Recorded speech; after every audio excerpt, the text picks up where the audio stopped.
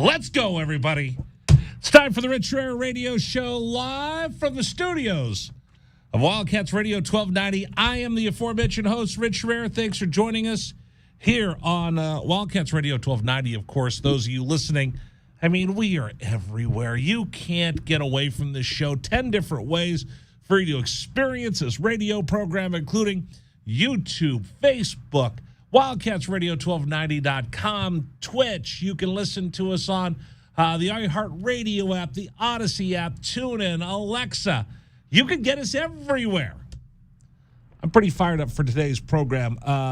We're going to check in with Brett Boone. He's going to call in live from San Diego's Petco Park, where the MLB Combine is taking place.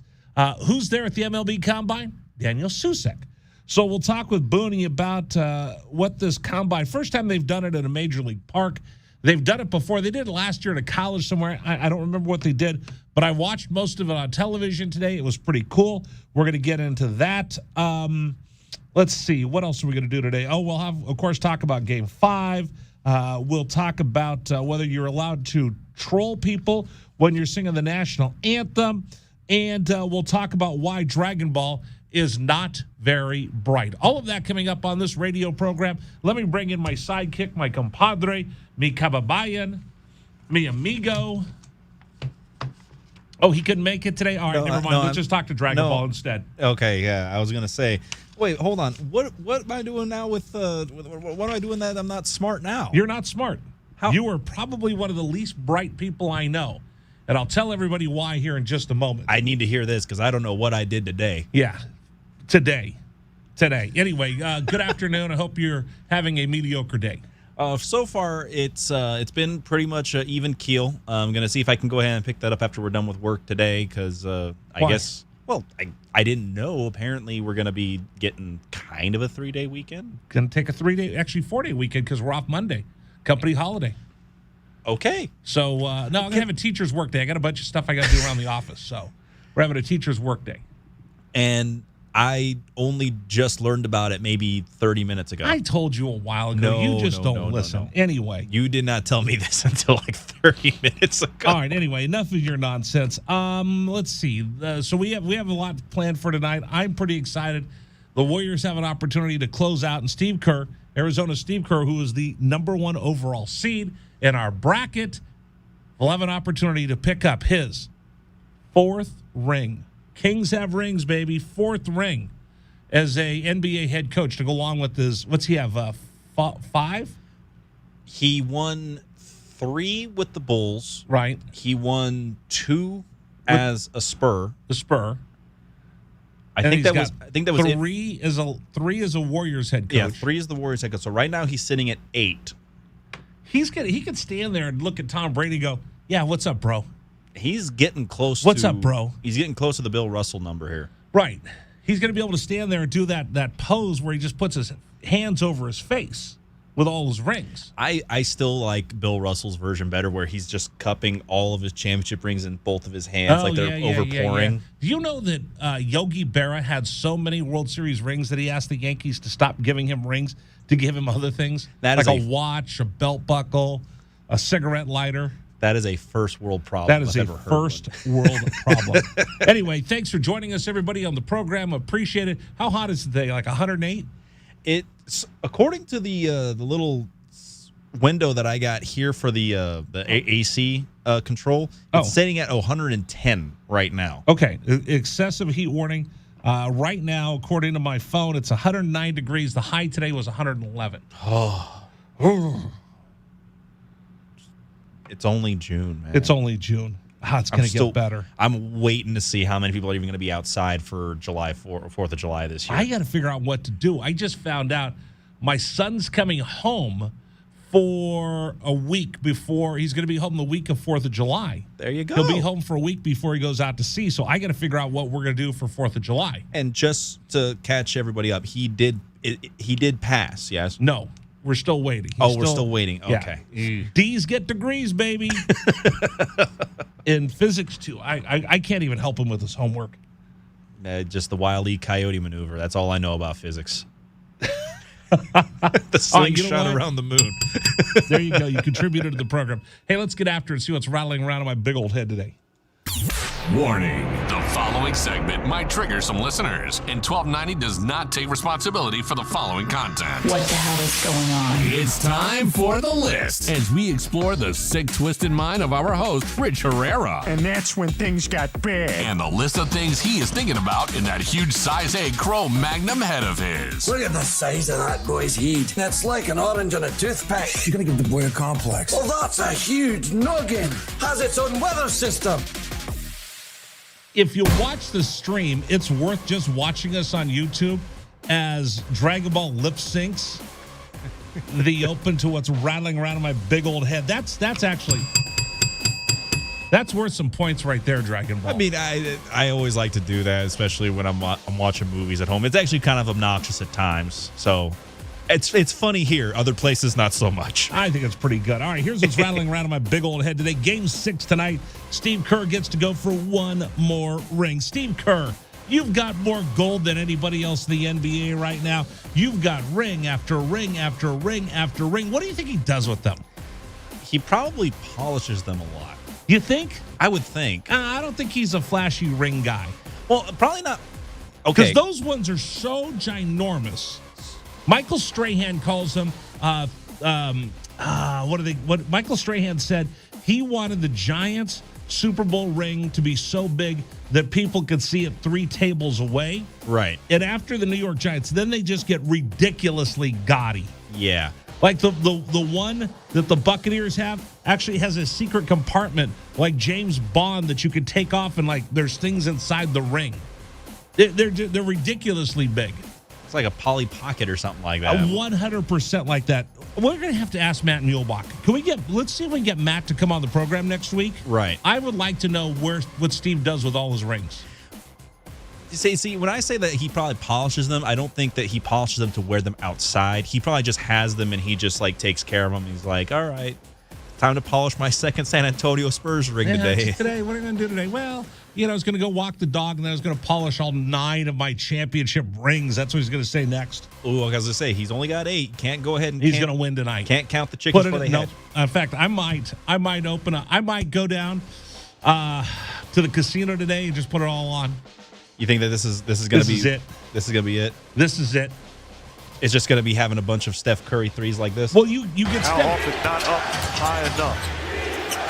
Curry launches a 3, puts it in. Steph Curry lighting it up here in the third. Think it's going to be like that tonight? Absolutely. Steph Curry did not hit a 3. One of the first times ever in his career he didn't hit a 3 in the last playoff game. And then you know who they have in Game 6. Oh, that's Clay. Clay, Mr. Game 6, tonight in Boston. And the Boston crowd is going to be going all They're going to be after wicked Draymond. awesome. They're going to be wicked awesome for about 10 minutes, and then after the Splash Brothers start knocking down trays left and right. Good night. Now, I would love to know what the numbers are for the prop bet for this. What are the odds right now for Draymond Green fouling out in this game as well? Because I think it was he was the first player to foul out in 3 NBA Finals games in a single final since Dale Davis did it for the Pacers. How do you spell Draymond? Draymond. Let's look it up. If we would have done our prep today. Well, no, again, this is just something that just popped in my mind because I was thinking about it in Boston. He's going to be feeding off the crowd, trying to do his Ric Flair impersonation, try to be the heel, try to be the bad guy. Let's see. But there's got to be some kind of prop bet now with him having this many games where he's fouled out where people are going to be betting for that. Let's see. No, that's Game 4. All right, you're going to have to do some research. Right. I'll go ahead and I'll look it up and see if we can figure it out here maybe later in the show. Yeah, see if you can work on that for me, will you? Okay, what else is going on? You know what? Here's the other thing. I'm excited for it tonight. Now, I will tell you this. Not that I want to criticize other broadcasters. I don't like doing that because I'm sure there's plenty of people that want to take shots at me, and rightfully so. But I think I miss the TNT guys. I miss Ernie Johnson. I miss Shaquille O'Neal. I miss Kenny Smith, and I really miss Charles Barkley right now. It's gonna be weird in a couple. I think it's like 1 or 2 more years that he's got left before he says he's gonna retire. He better not ever retire. I'd hope he doesn't, but he already said that once he. I think he said once he reaches. He can do anything he wants. Oh, he's right. He can go play. Yeah. He can go play bad golf wherever he wants. Oh yeah.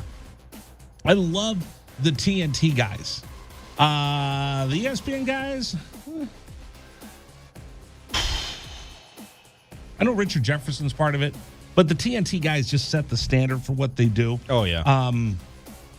But I will tell you that the broadcast crew that they have with Mike Bream and Mark Jackson and Van Gundy, oh yeah, are better than the TNT play-by-play team. They're of the Van Gundy brothers. I like the skinny one better, even though I'm a fat guy. But how many celebrities do I have to watch in the stands tonight? And here's the bad part for me. It just makes me feel unhip. I don't know about you folks. I don't know about you listening right now. I don't know half the celebrities. No, and you're not. You're not going to. I don't know half the celebrities, and I'm probably closer to the age of people that should know who these people are. Are you trying to call me old? Well, no, I'm saying that you're old. Go ahead and backpedal a little bit more, Dragon Ball. Well, no, again, you're of an older age than I am, but I'm not saying that you're old. I'm just saying that even for an era like a person from my era should know who these celebrities are. You're older than me. That's a stone cold fact. I'm not saying that you're an old geezer, but you're older than me. That's just the truth of the matter. You know, one time I was doing the radio show, and there was a guy that was your age, younger than me. Jerk. And he goes, "Hey, Rich, I got a question for you. You've been doing talk radio for a long time." I said, "Yes." And he goes, "What did you do before the internet?" I'm like, "You lousy little son of a..." Encyclopedias, baby. No, I told you did I tell you what I used to do before the internet? No. I had a friend, quote unquote, who worked for the airline, and she would fly around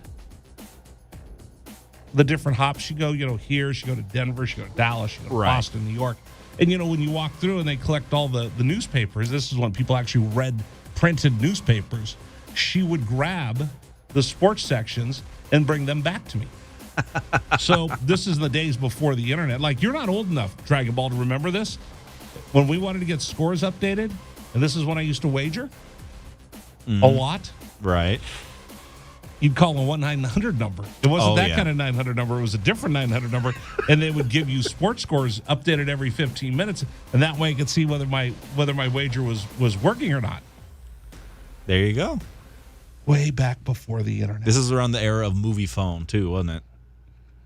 Press 5 to see Top Gun Maverick, Rich Herrera, for the 10th time. I will see it 10 times in the theater. I promise you that. Oh, yeah. What else tonight? This is interesting note. Dalen Terry said, "I would rather struggle in the National Basketball Association than be a star in college." I don't know how to take that. He's gone. NBA. Good luck for him. Go be an all-star. Go have a good 15-year career. Make a ton of money. There's something to be said for both. How much can he improve his game by being in the NBA and getting knocked around? Probably a lot. How much can he improve his game with that, playing on that next level? A lot. But there's something to be said for being in college and being able to enjoy not being a professional. Because once you turn it on, once you sign that contract, you're a pro now. You have responsibilities, and I think it's a shame that kids that are in such a rush to get to the NBA don't realize that the college ranks are there for you to matriculate, but it's also there for you to have your last chance of having fun and being a kid. Because once you go to the next level, you're not a kid anymore. There is no potential. It's all about productivity, and you better produce. I told my son all the time. He goes, "Dad, do you wish that you were, do you like being an adult?" I go, "No, I hate being an adult." Like every adult hates being an adult. I would, if I could move back in and live at my mom and dad's house, I would in a heartbeat, because there was always milk in the house. There was always food in the house, and I didn't have to worry about it. Now, I have to worry about providing food. I have to worry about the bills. Being an adult sucks. And you should try to stay a kid as long as you possibly can. If I could just go back in time, I think I would tell my younger me to not be in a rush to grow up. Like when he wanted to get a job, I said, dude, you know what? Here's your choice. Get good grades and go in and get into the academy, or get a part-time job and get a car. But remember, once you start working, once you take that first job, for me, it was at 14, 15 years old. I've worked every day since. Don't be in a rush to grow up. Stay in school. Don't do drugs. What else am I going to tell you about? Oh, here's why you're an idiot, Dragon Ball. Yeah. Sorry. What happened last night in the Stanley Cup Finals? The Stanley Cup Final, Game 1, went in favor of the Colorado Avalanche. Or the Avalanche de Colorado. The former Quebec Nordiques. The former Quebec Nordiques. They won it in overtime. Yeah, and it was kind of a goofy rush in overtime. I liked Stanley Cup Finals. I liked that it was that it's sudden death in overtime. Although that one, what was it, 90 seconds into the overtime period? Well, here's the thing. In hockey, it's so hilarious because you can have a 90-second overtime or you can have a triple overtime finisher. I mean, that it's one or the other. Either way, it's still the golden puck. I can't complain.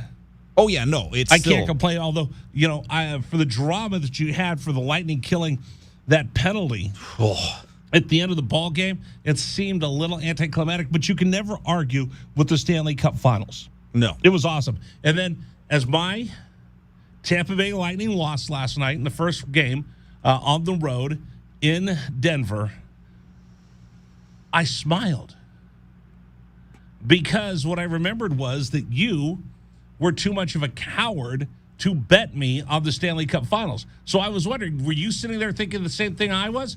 Oh, we don't have a bet. Screw you, Dragon Ball. You want to know the truth about this, Rich? Yeah. I didn't see the finish. I was watching AEW Dynamite. I was watching wrestling instead of the Stanley Cup Final. How do I feel about that? I'm good with that. I like wrestling. I mean, that was me, though. So I just got the result afterward. I'm like, oh, hey, they won Game 1. Okay. In overtime. But I'm not going to win my bet against Rich because I didn't have the guts to step forward. There was no big connection for me to make a bet on this one. With the Suns, there was a connection because that was my team. You could have mocked me. Nah, there's no fun in that. I do that on the show all the time. All right, MLB Combine going on right now, Petco Park. Hey, our buddy Brett Boone was on MLB Network television. Did a pretty good job. He'll be on part of the Combine tomorrow. He'll be evaluating infielders. He's going to join us coming up on the program live from San Diego. Why do we care so much? Because Daniel Susik's there. Has an opportunity to increase his draft. I think he's already projected as a top 10 pick. He should be. Overall? He should be. So we're going to talk about that on the program coming up here in just a little bit and just kind of review this first-time combine that they're having at Petco Park. Who's on set right now? Craig Amsinger, HR, Harold Reynolds, I think O'Dowd, the former Rockies GM. And, look, it's Hoffy. Trevor Hoffman, who, by the way, is in our bracket challenge. Yes, he is. Who's he taking on? You're supposed to know these things. That'd be Luke Walton. Yeah, Luke Walton versus Trevor Hoffman. I've got the brackets up. I just need to make sure I get the right Hoffman because we've got. I gotta call Booney and ask him. Hey, tell Trevor you're in a bracket. You versus Luke Walton to see who the ultimate Wildcat is. Because I think they're all hanging out together tonight. Right. Yeah, I think they're all going to be out there right now. All right, so we'll check in with Booney in just a little bit. Darn it, I got 3 stories and I'm out of time. All right, which story should I tell you? Should I talk about Charlie Sheen or should I talk about beer? I would say talk about beer only because I may have something else to add to this. All right, finally, thank you, science. Study just came out that said drinking 1 beer a day is actually good for your health because it gives you great probiotics. So, Tucson, it's not that you want to drink today. It's not that you're choosing to drink today.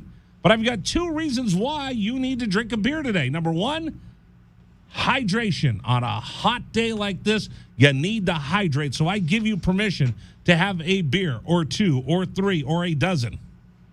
It's for your health. Number 2 is, in order to get good probiotics, you need to drink a beer because it helps your system. It helps your body. It's actually good for you. Finally, yay, science. There you go. All right, that's what's rattling around my big old head. I did want to tell you the Charlie Sheen story. Oh, I think we got time. We could probably try to fit it in there somewhere. Somewhere during the show? Yeah. All right, I'll come back to that. All right, we'll talk with Brett Boone coming up in about 10 minutes. We'll talk a lot about the NBA Finals tonight and, that fake Klay Thompson story. We're going to get into that on the program. I'm Rich Ferrer. Number for you to join us, 520-848-1290, 520-848-1290. Thanks for joining us. YouTube, Facebook, Live, Wildcats Radio 1290.com.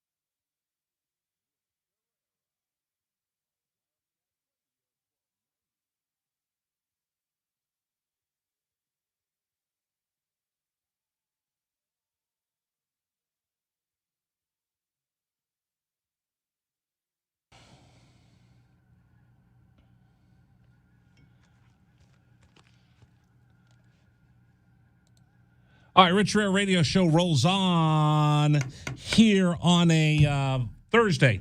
Let's see. What did I tell you I was going to talk about? I was going to do Charlie Sheen. You're going to mention Charlie Sheen there for a little bit. I could push that back. I did have one piece of news for you. Arizona has added another game for the basketball upcoming season. They will take on, dun, dun, dun, Utah Tech University, the old UTUs. You never heard of UTU? I believe they were... UTU, Utah Tech University. Are they new? Well, they're a new name. They were Dixie State. So Arizona plays Dixie State in like odd games. Like baseball will take on Dixie State. Right. They're a member of the WAC. I thought they were from Texas. With Dixie, I would almost want to say that they would be like from Mississippi or something. Something like that. Yeah. So they've been Dixie State. They made the transition to Division I. They jumped into the WAC. They're the Trailblazers, I believe. The Dixie State Trailblazers, Utah Tech. They're in southern Utah, I believe. And they used the word Dixie because they were in the southern part of the state. And they've been a bunch of different things. They were Dixie Normal Teachers College. They've been a bunch of different things. But they will be added to the roster of games for the University of Arizona. So the schedule right now, non-conference, November 7th will be NAU. November 11th will be Southern. Then they have an open date that they're trying to find a home game on November 14th. November 17th, we'll have the games against Utah Tech, UTU. Go UTU. Let's go Trailblazers. Yeah. Go UTU Trailblazers. No, they're UTUT. Utah Tech University Trailblazers. There you go. Say that 5 times real fast. Maui Invitational with Arkansas, Cincinnati, Creighton, Louisville, Ohio State, San Diego State, and Texas Tech. I think I'll just stick with UT. What? Look up real quick for me. What day is the Territorial Cup? I don't know off the top of my head. Because November 21st through 23rd is the Maui Invitational. So the Territorial Cup, I could tell you real quick, it's the Friday after Thanksgiving, I think, is when they'll play it. So let me look here real quick on my handy-dandy phone. That we will have that game. Yeah, that's let's see. Thursday the 24th is Thanksgiving. So the 25th will be the Territorial Cup. So Arizona will not have a doubleheader. Because last year we had a football game and a basketball game the same day for the Territorial Cup. Right. So Brian Jeffries, just in case you're wondering, you're going to go to Hawaii and have games on the 21st, 22nd, 23rd. You can come home for Thanksgiving, and then you got to get ready for the Territorial Cup. Yeah, that'll be on Friday. On Friday. Ooh, Dragon Ball. That means we got to work. We can't take that whole week of Thanksgiving off. I didn't think we were going to this year, the way everything was lining up. Yeah. It is what it is. I guess I'll just have to wear sweats. For that.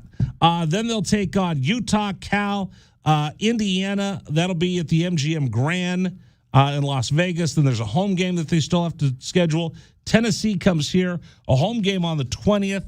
And I think that's what I have so far for their schedule for the Arizona Wildcats. All right, so anyway, that's that was just added. We'll get Booney here in just a second. Do I need to grab a call real quick? Let's go to Danny on line 1. Danny, ¿cómo está, mi amigo? Never mind. Just bear down here on Wildcats Radio 1290. What's up? Rich, how you doing, buddy? What's up, bud? You know, I'm so excited for this game today. I was going to call you yesterday, and then, you played the Umar Ballo interview, which, in all sincerity, I loved the interview a couple, 3 weeks back. I really enjoyed it. Well, you know what? I appreciate it. Thank you very much, Danny. One of the things is when you get an opportunity to have a call, to have something like that, you want to make sure that we tell people and they get a chance to meet Umar Ballo. So I'm glad that you enjoyed the call, Danny. Really appreciate it. Umar Ballo's special kid, and I thought it was cool that we got a chance to sit down with them. We're going to try to sit down with Pella Larson and a couple other guys as well. So, Danny, I appreciate you being such a big fan of the show, pal. Good job. Keep listening. Coming up, we'll talk with my buddy Brett Boone after Dragon Ball gives us an update, all right here on 1290.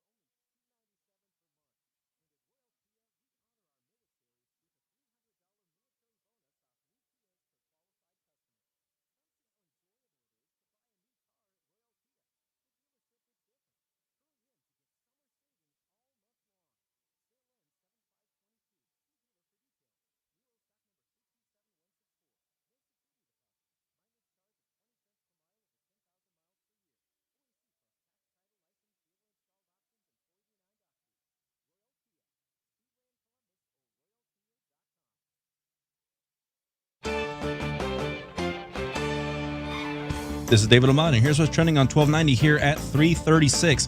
Arizona men's basketball adds another game to their schedule for 2022 as they announce they'll take on Utah Tech on November 17th at the McHale Center. And the Arizona Coyotes are saying that they will privately finance the franchise's new arena entertainment district, as the team's president says they will in fact pay for the entire project themselves. WNBA legend Sue Bird has made it official, as she has announced that she will in fact retire at the end of the current season. At the U.S. Open, John Ram ended up having to take a free drop on the 18th hole after his ball was stolen by two young spectators who ran off with it after it landed in the rough. And that's what's trending locally and nationally here on 1290. Still more to come on the Rich Herrera Show. This is Wildcats Radio 1290.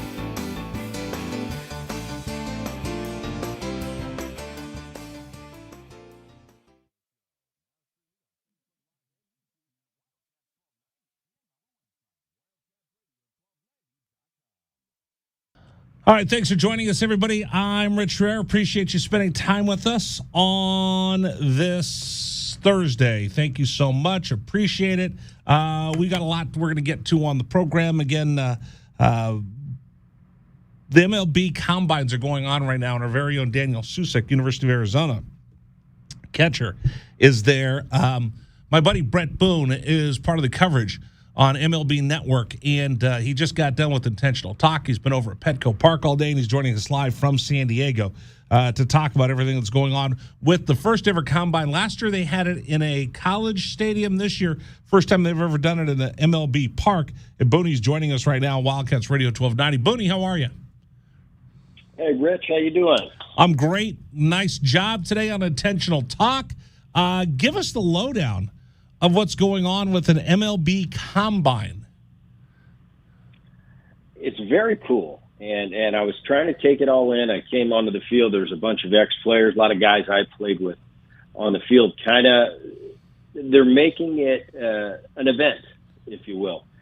Bringing a lot of guys from the past, a lot of scouts there. Probably every major league team is represented. And it's kind of new ground for Major League Baseball. Obviously, we've had the NFL Combine for years. It's a big part of how these players are picked and how that final order goes. But they're just getting into it for baseball. And it brought me to a moment where I thought, wow, if they would have had this when I played, I could put myself into those 18-year-old kids' shoes. They were hitting batting practice down on the field. They played a little bit of a game at 1 o'clock. And I just thought, they're so aware of how big of a deal it is. First of all, you're at Petco Park, a big league stadium, one of the nicest big league stadiums.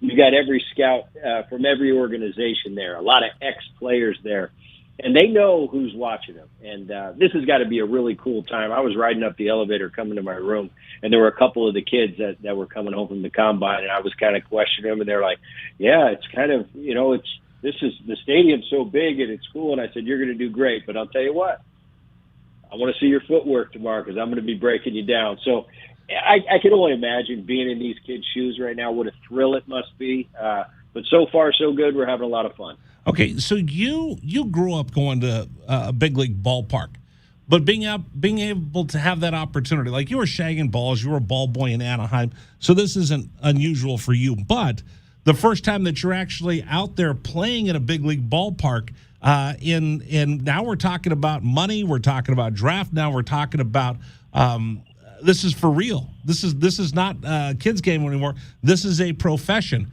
What's it like for these kids getting an opportunity to see the third deck, and then how the speed of this game is about to just kick them in the rear end?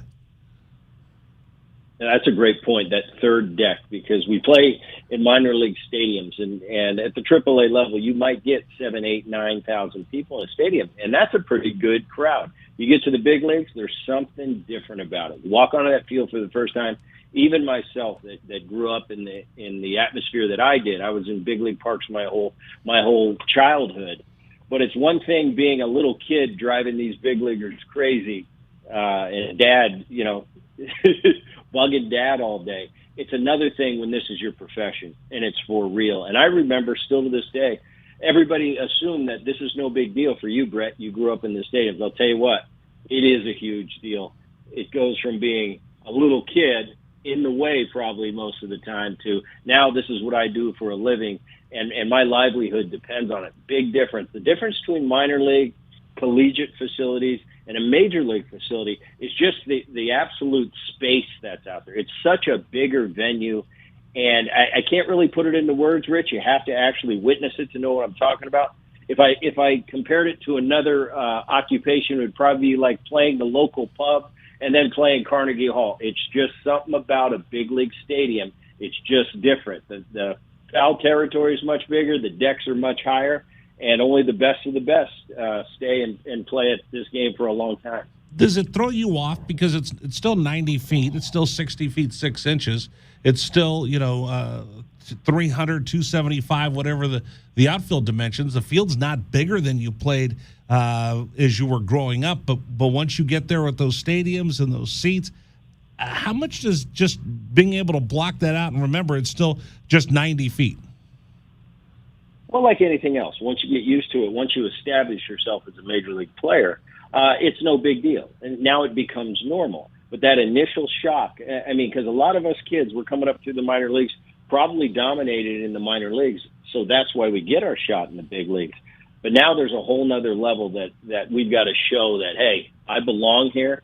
And a veteran player told me when I first got called up, I'll never forget it. He said, Booney, it's really easy to get to the big leagues. The tough part is staying. And without a doubt, only the select few. And that's why you see the average length of a big league career isn't that long. Only the best of the best can do it. But it's definitely an exciting time in these kids' career, and they want to show that they belong.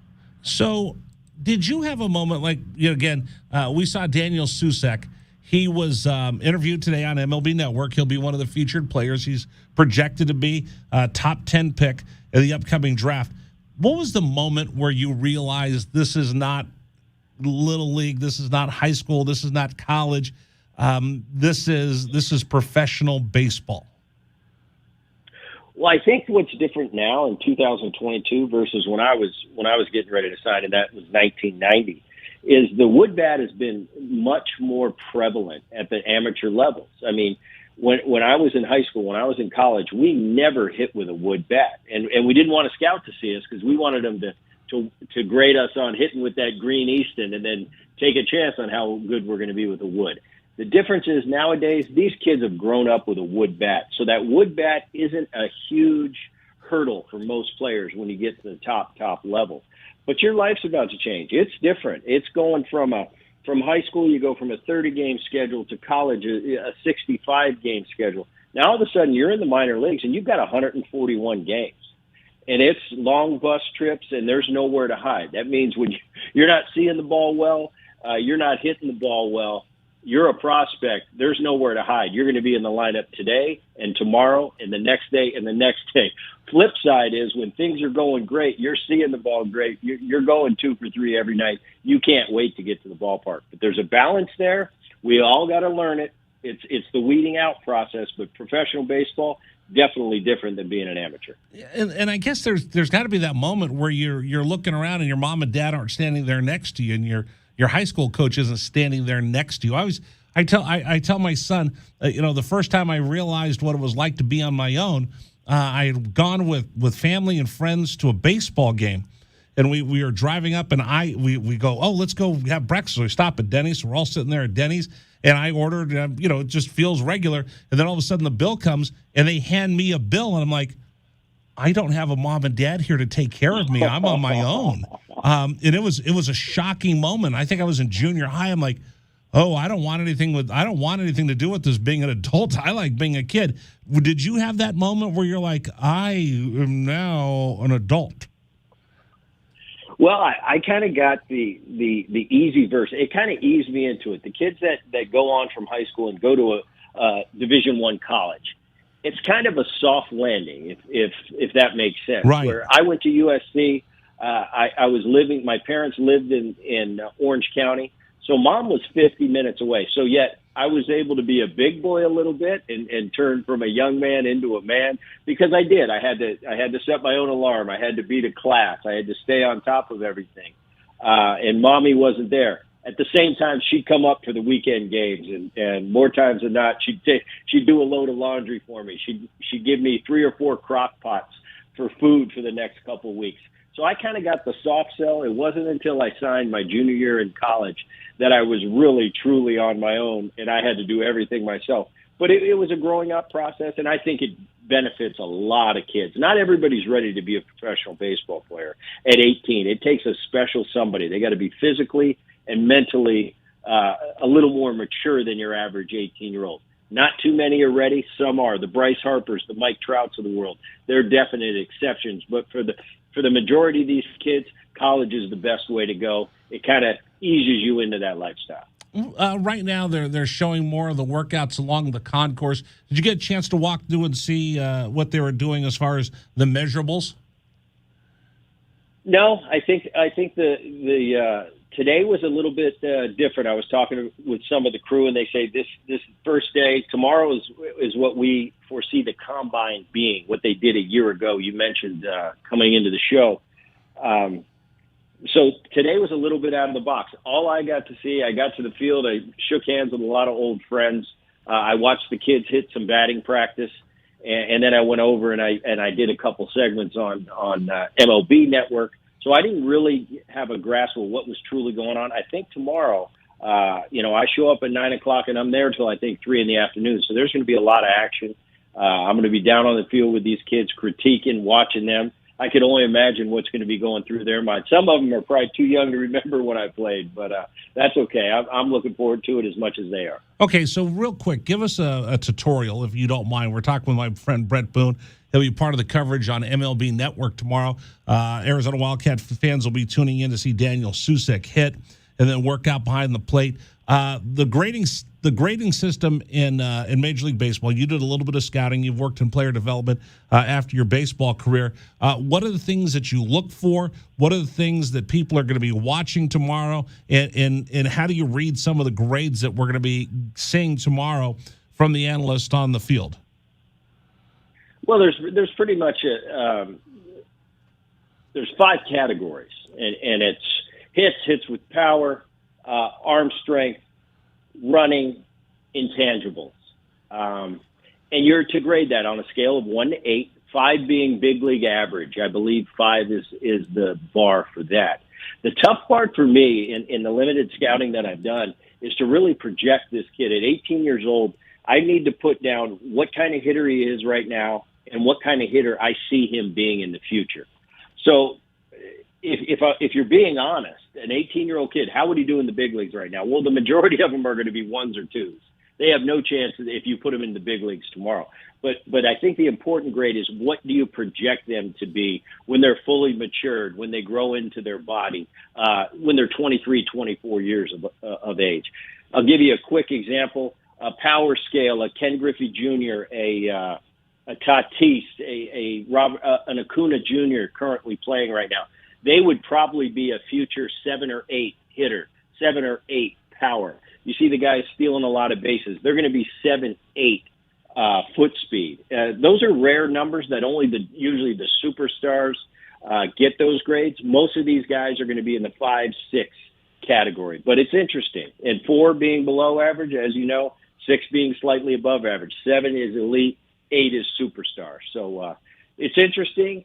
Each scout has his own evaluating system that they go on. And as a combination, when you get all these scouts from all these organizations, all this input, I think you put it like everything else, Rich, in 2022, you put it into an algorithm and it pops out where they should fit in the draft. So if tomorrow you're watching and they're putting out the grades, remember 5 is just MLB average. That's not a superstar. We're not talking about Mike Trout. We're not talking about Paul Goldschmidt power. We're just saying that's the average major leaguer. So if they're above 5, that means they're above the average major leaguer. If they're 7, they're really, really above a major leaguer. And if they get to 8, they're Ken Griffey Jr. elite status. If they're, again, 5 is the average, they fall down to 4.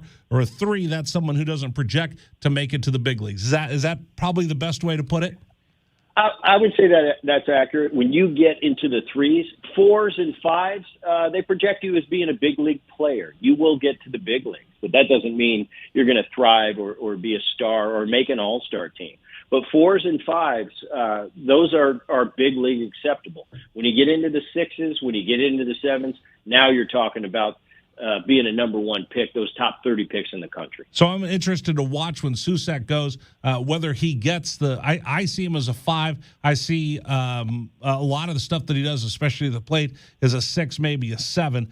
8s, again, are really hard to get, but we'll see how Susak does when he gets to the MLB Combine. And I think this is brilliant now that we have the shortened draft. Before there were drafts and follow-ups and all the rest of that. But now that you really have to make sure you do a good job in the draft because you don't get the rounds that you used to, this combine becomes even more important for the teams and for these players.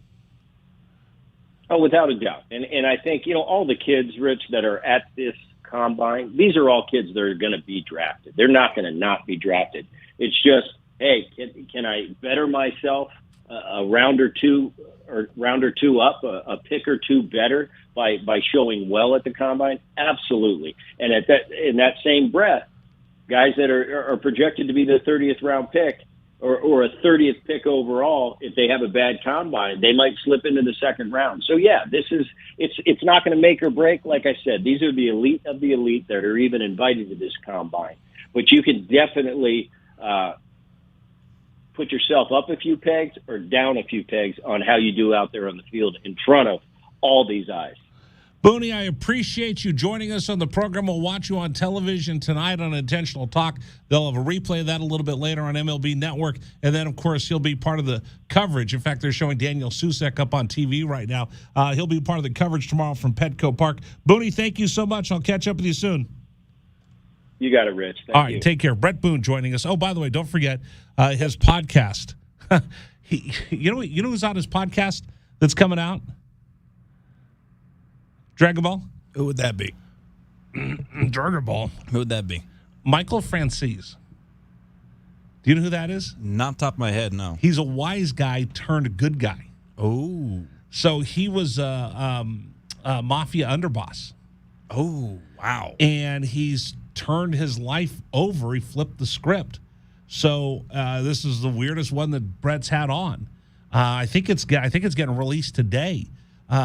He sits down and talks with a guy. His dad was an underboss in one of the families, and then he ended up becoming a huge earner, and then went to prison, and then walked away from the life.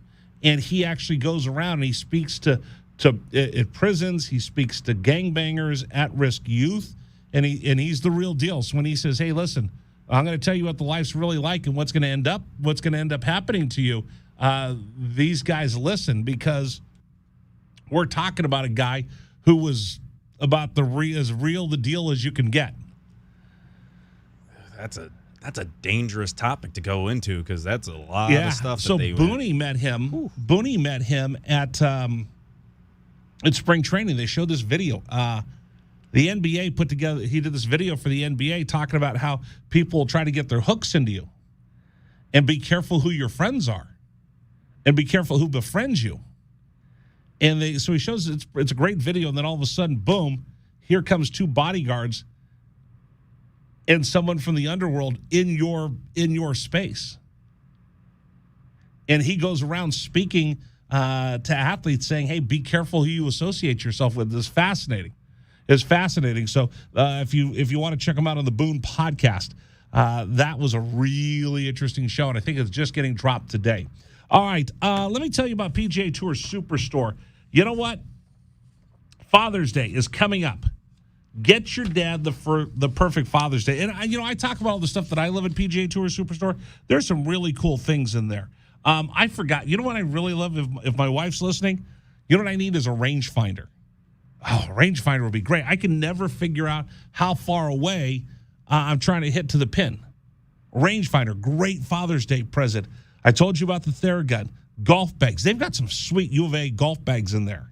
You want to get head covers, putter covers. You want to get your dad golf shoes. They have everything at PGA Tour Superstore. It's located right on Oracle and Limberlost. This Father's Day, we've got a deal for you. All you got to do is say, "Hey, listen, I listen to Wildcats Radio 1290. They'll take $20 off a purchase of $100, $50 off a purchase of $250 or more. Restrictions, dual pipe, ping, Titleist foot joint, not involved in this promotion. Everything else, giddy up and go. So if you need golf balls, you can get TaylorMade, Callaway, Bridgestone, Wilson, drivers from Ping, Callaway, TaylorMade, Cobra, Clothing from Nike, Under Armour, Puma, Travis Matthew, Puma, I already told you about. Oh, Black Clover. I love those Black Clover hats. Barstool Sports. It's all their PGA Tour Superstore shoes. Nike, Adidas, Echo, Puma, New Balance, Skechers, FootJoy, and the new MG4s.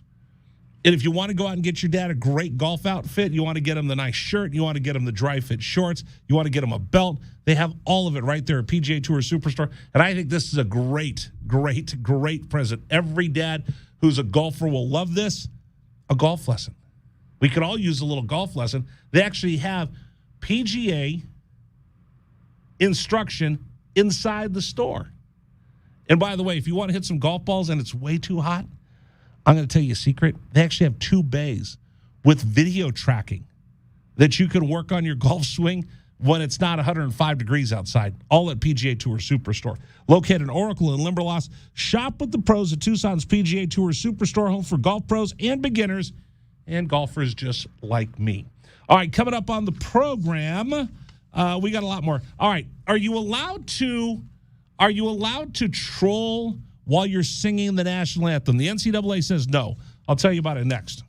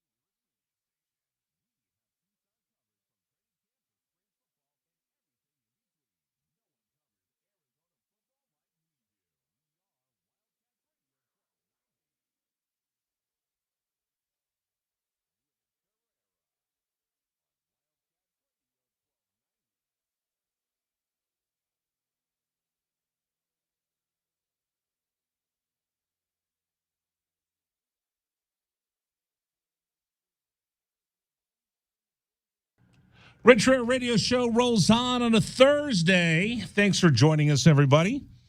Our thanks to Brett Boone for joining us, MLB Network.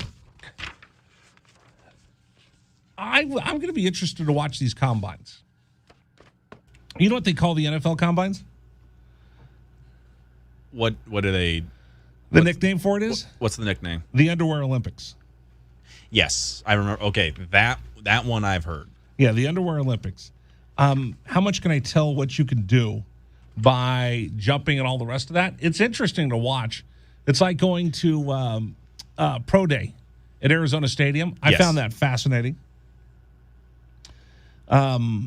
You saw at the NBA Combine, the reason why, one of the big reasons why teams are falling in love with Dale and Terry is just the measurables. Can we really see how tall you are? How wide your wingspan is? How much, what the physical attributes you have is.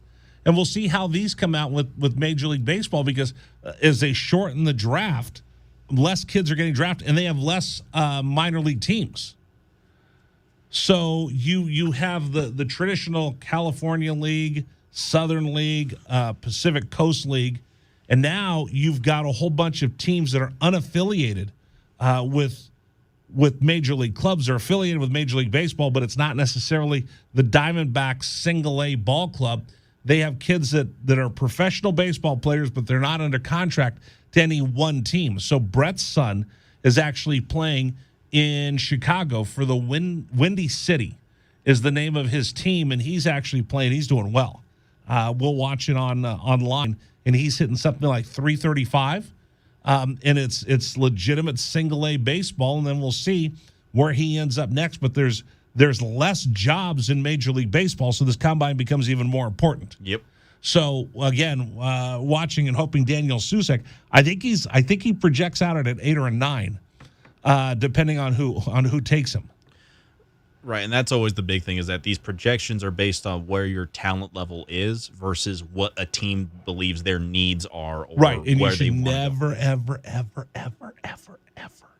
if you root for a team and that team says, I'm going to draft for my needs, your general manager is an idiot.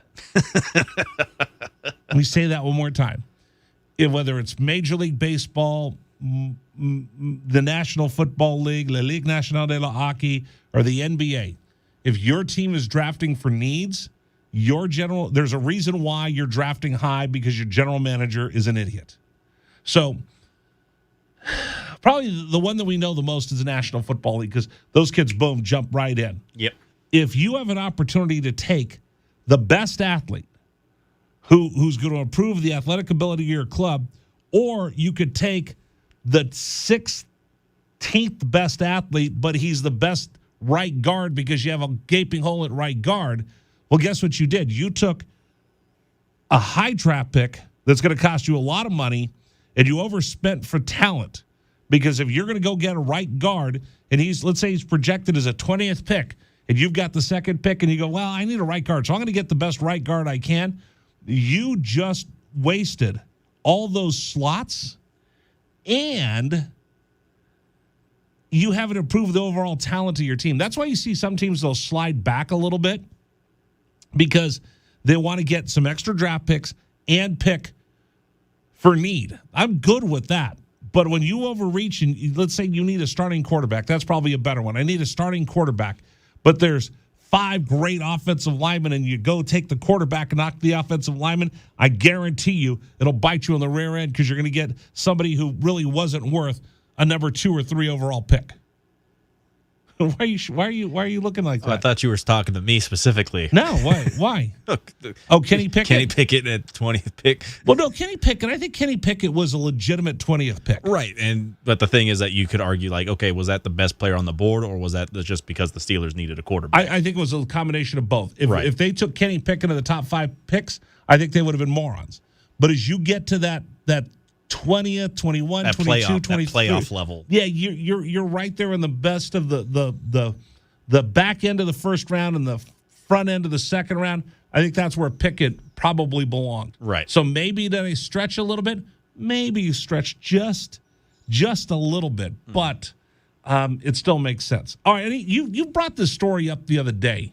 I need you to help me make some sense of it because I've been going back and forth after you had this in your update the other day. Do you know the story I'm talking about? So I believe you're talking about Zach Collier, our national anthem singer for the NCAA World World Series of Baseball, basically. How about the Women's College World Series? Well, he sang it. So that was the thing. He sang the national anthem at the College World Series the Women's for College, the women for the Women's College World Series. Wait a second. Time out. We've changed all the terminology. Okay. So it's the Women's College World Series. Yes. And now it's the Men's College World Series. So it's the Women's WCWS. Mm-hmm. And then the Men's College World Series, now MCWS. Right. So just so we can go ahead and just rinse this out from the beginning here. So he's in Omaha. Zach Collier is singing. Or in Oklahoma City, OKC. Yeah, he's in Oklahoma City singing the national anthem for the Women's College World Series. He's a teacher. He goes around. This is his thing. He sings the College World Series. He sings national anthem in ball games. He's a Texas A&M alum. Correct. And Texas is in the Women's College World Series, taking on Oklahoma. So, yes, after he's an A&M fan. He's an A&M alum, and so when he's done singing the national anthem, do we have his national anthem? Yes, we do. Can I hear if he's any good or not? Yeah, we can go ahead and we can see if he's. Let's see if he's any good at this or not. Zach Collier in the singing of our national anthem. Oh, say can you see by the dawn's early light what so proudly we hailed at the twilight. Okay, he's pretty good. He's pretty good. Right. He's got a good voice, and he was projected, or he was given the position to sing the national anthem at the men's. He was invited to sing. Yes. At the Men's College World Series. At the Men's College World Series. He was going to sing there. Okay. He had been invited to sing at the Women's College World Series, Men's College World Series. He gets done singing in Oklahoma City. And he makes one critical mistake. Two. Oh, he makes two. He makes two hand gestures. Well, so he sings. He sings. When the home of the brave. And then he flashes the Gigamaggies thumbs up. And then the one critical mistake he made gives him the dead horns. Horns down. Dead horns, hands down. Yes. And it has caused a controversy that the NCAA has decided to disinvite him from singing in Omaha.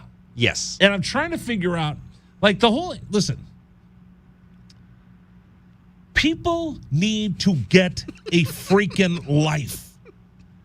Okay? After the regionals, I'm going to tell you this. You losers that are watching on TV looking for things to be outraged about need to get a life. Did you see this one? There was one of the teams that was playing. I don't know. They did something. Baseball teams do stupid things all the time, like rally monkeys and rally thongs. And they just, what? I don't know about the rally thongs one. You don't know about the rally thong? No, and I don't know if I want to. So we'll just skip that. No, I'll tell you about it. No, let's skip that. No. The rally thong. A couple different people have done it.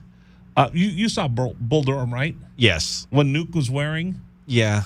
Same thing with the rally thong. Johnny Gomes did this with the he did it with Tampa Bay, and then he did it with the Boston Red Sox.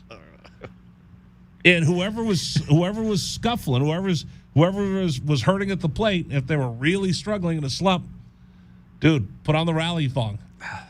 They shared it. Oh. So in San Francisco, Pat Burrell, who had come over from the Tampa Bay Rays, introduced the rally thong to the Giants in 2010. And when the team started, a couple players started scuffling at the plate, rally thong. And people went crazy for the rally thong. So you do silly things in baseball. Oh, yeah, no. It's the biggest game of superstitions in the history of sport. There was one team that, smoking's not allowed. You can't smoke, no tobacco products. I get that. Right. But they had found an empty pack of cigarettes. And I don't know why I gave them good luck. They kept it in their dugout. Okay. And they kind of sat it up there like Jobu. Okay. They were interviewing the coach. Somebody noticed the pack of cigarettes, and it caused outrage amongst people. Seriously, dude, get a life. There was a pitcher, Pitcher, on the mound, guy who throws the ball. A pitcher. I know, Pitcher. Pitcher. Which is the one that you pour water out of? I believe it's actually spelled the same. Okay, just checking. So there was a pitcher, and he had a glove with some custom embroidery in it.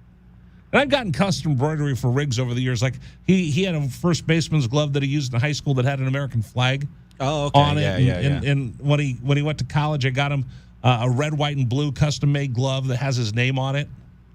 Like I've got one of mine. I got a Rawlings glove of mine that's got my name stitched in it. So there was a guy that had a glove, and on it he had the initials that. How do I describe this? You ever see Pulp Fiction? Oh, yeah. Samuel L. Jackson had a wallet. Yes. And he had the same initials on that Samuel L. Jackson had on his wallet. Mm. And he had it on his glove. Okay. They're showing up, they show the picture where he's holding the glove up in front of his face before he gets ready to deliver the ball. Somebody noticed it. Oh, controversy. Seriously, it's like people that watch golf. There was a controversy, I think it was maybe Fox or NBC on one of the broadcasts. They had piped in crowd sound. And they had piped in natural sound from a golf course, and they were birds chirping in the crowd, in the background. It was piped in. It wasn't nat sound. Nat sound is what they call it, natural sound for the golf course. And somebody heard a bird that wasn't indigenous to that part of the country and called the network to complain. You're using obviously you're faking it. And the network was, and they should have admitted it. Like when we had all the COVID games, they piped in sound because the first time they did those games, they didn't have the crowd sound. It just didn't sound right. It didn't feel right. Yeah. So they said, we're going to pipe in the sound just so we're trying to make things normal during COVID.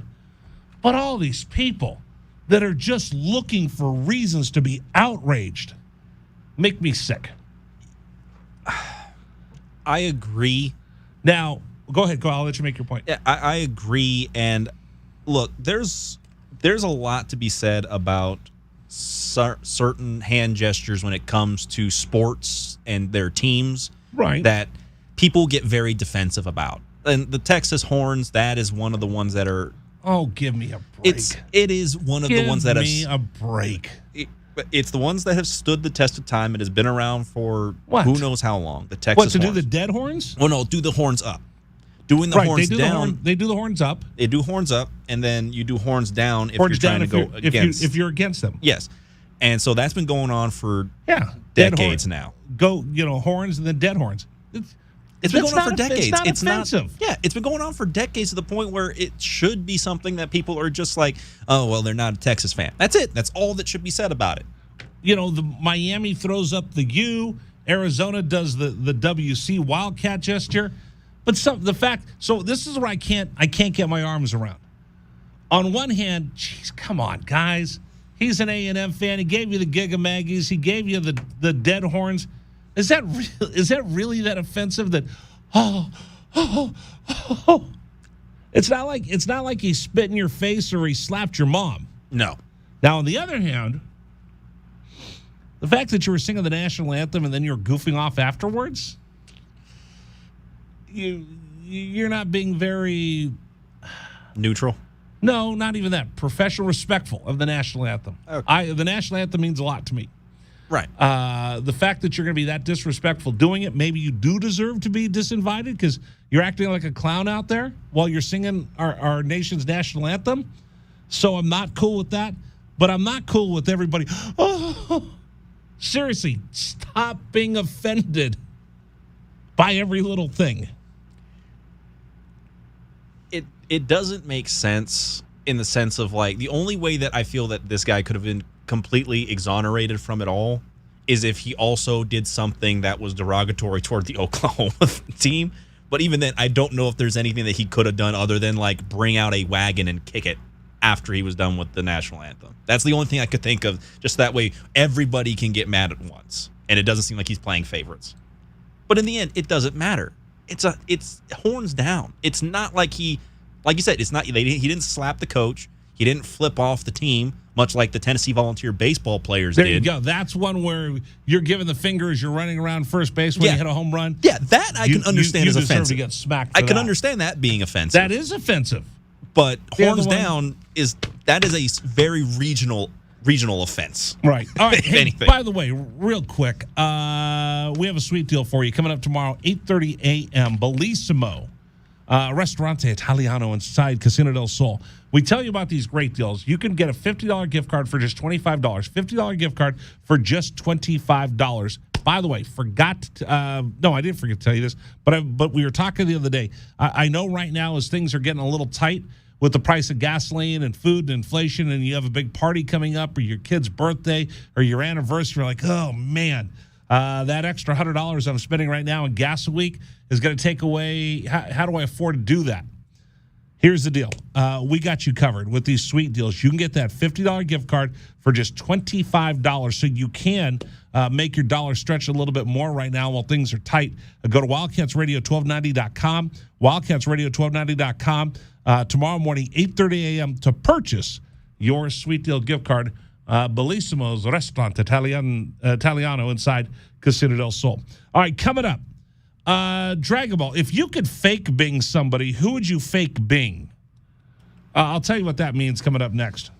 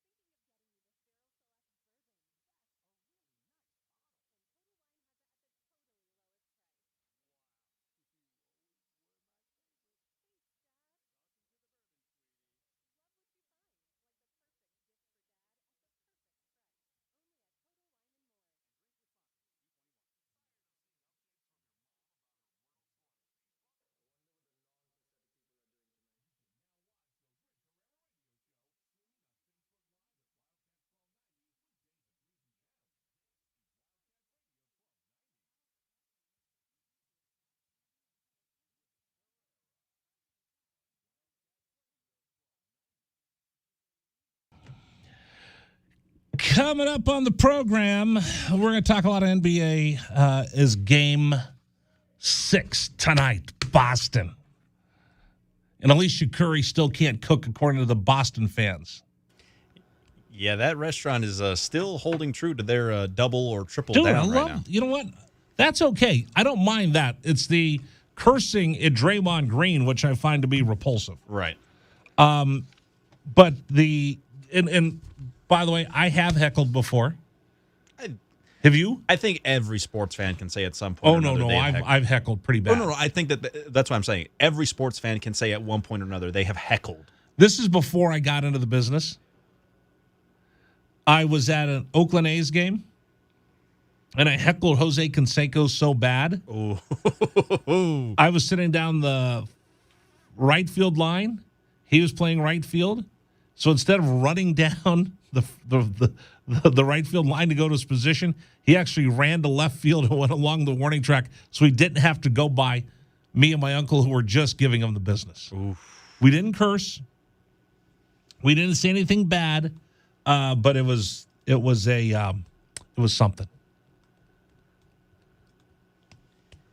Sometimes heckling can go a little bit far, but I would like to heckle. It's kind of fun sometimes, as long as you're not mean. yeah. I wanted to go to a minor league game once and just yell. And I got tickets right behind home plate. And I hadn't done it in a while, and I want to. So the first time I started screaming, somebody walked up to me, "You're Rich Herrera." I'm like, "Damn." Yep. So I've never heckled since then. And that's why you can't, because you never know. You never know. Someone can recognize you, or someone might remember you. Or they recognize my voice. I'm like, oh. Did you see the story about the fake Klay Thompson? Oh, man. There's a guy who's a Klay Thompson lookalike. Ooh, I can't stand this story. This one makes me mad. So he goes around and he's in the crowd. He goes to games. He poses for pictures with people. People think that he's, really Klay, and he signed autographs, which makes you kind of a loser. I mean, look, I hate to make the comment because it is very much a meme, but identity theft is not a joke, Jim. It's not. It's not a joke. Okay. Do not pretend to be somebody you're not. And you have to actually help if you're Klay, because he has to grow the beard and the goatee and it get the has to be in the haircut. right shape. Yeah, he's a close. He's like a funhouse version of Klay. I remember there used to be a guy, I think it was in Phoenix, that would completely dedicate himself to looking exactly like Chuck, like Charles Barkley. This Is guy he as good as Little Chuck from his commercials? No, not as good as you knucklehead. Not as good as Little Chuck, but man, I'm hungry. This dude who would constantly dress up as like fake Charles Barkley, he actually came pretty close. Like, he even had his mustache penciled in almost perfectly. There was a guy at the old Cactus Moon that looked just like Alan Jackson. Just like Alan Jackson. Same mustache, mullet. The first time I saw him, like, whoa, with that. He's just hanging around with the country music fans. Now, did this person say they were Alan Jackson? Okay, No. Then that's fine. If they look like them, but they don't take credit of being Who them, do you think you look like? Okay, this has actually been something that has happened to me. Like, people have mentioned that I look like these people. They've never mistaken them for me because they know me. There's one actor that I was constantly said that I looked a lot alike. I think it was back when I kept my face clean shaven. People said I used to look like Adrian Brody back in college. No. Yeah, the hair was a bit longer, so maybe that played something into it. I don't know. But recently, for athletes, one person that my friends have said that I look a lot alike, Evan Fournier of the New York Knicks. And I get real mad about it because it is spot on. It is scary how close I look like this guy. I even have the same issue of, like, I got the big bug eyes at times where, like, my eyes just look like... I've never called you bug eye. No, like, when I get excited about something, like, my eyes, they pop out a little bit. What's his name? Evan Fournier. EVAN FOUR FOUR NIER. If I'm not mistaken, that's how you spell it. Okay, hold on.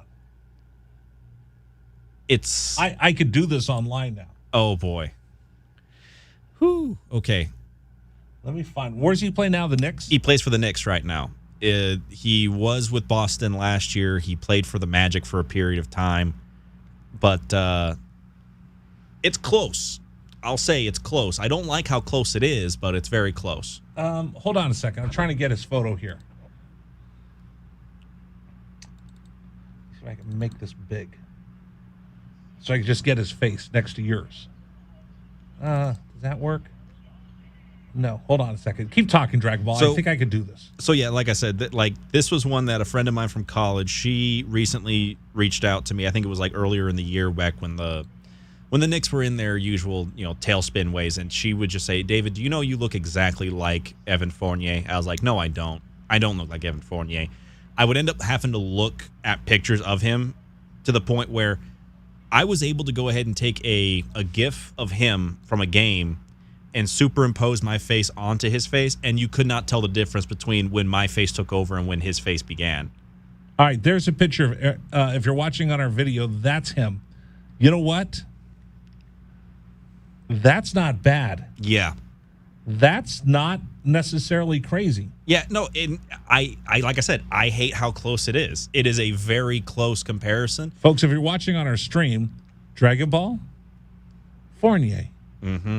Fournier, Dragon Ball. I'm a little jealous because you know who I always get?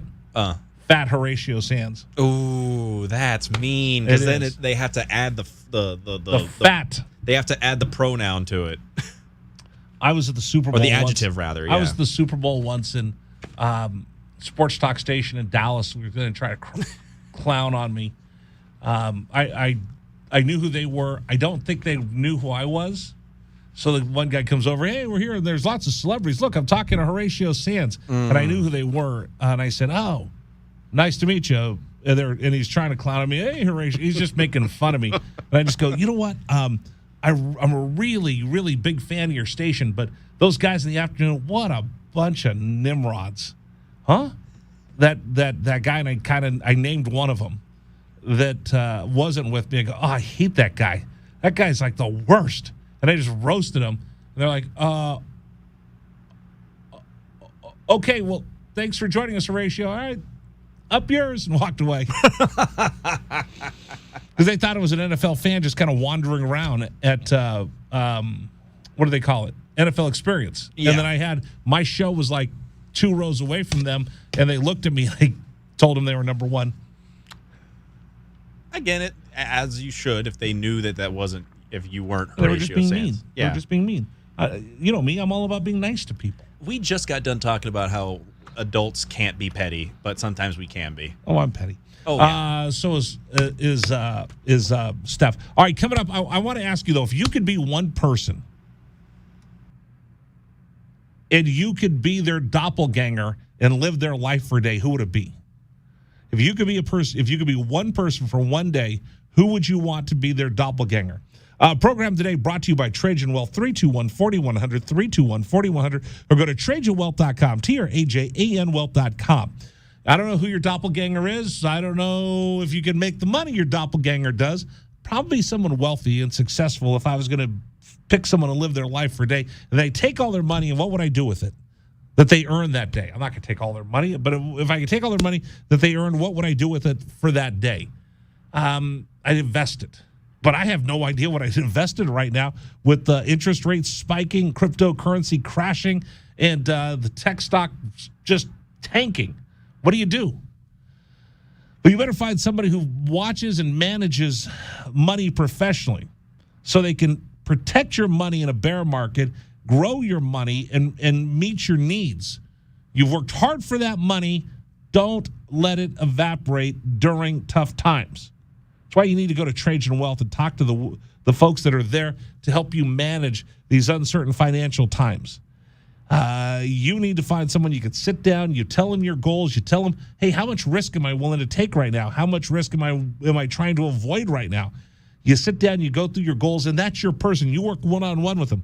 They're right here in Tucson. They're not some 800 number that you'll never see again. Now, they're right on Sunrise Drive over the Colv Center. You sit down with them, you go in, and you talk about what you want to do. Then it's their job to help manage your money. And isn't that what you need? A partner when you're trying to do something as important as taking care of your family? Here's their number, 321-4100, 321-4100, or go to TradeYourWealth.com, TradeYourWealth.com. Advisory services offered through Trade Your Wealth, LLC, an SEC-registered investment advisor. All right, Dragon Ball's going to give you an update going on. Baseball games starting, basketball games starting. And then I want to ask you, I'll open up the phone lines for you.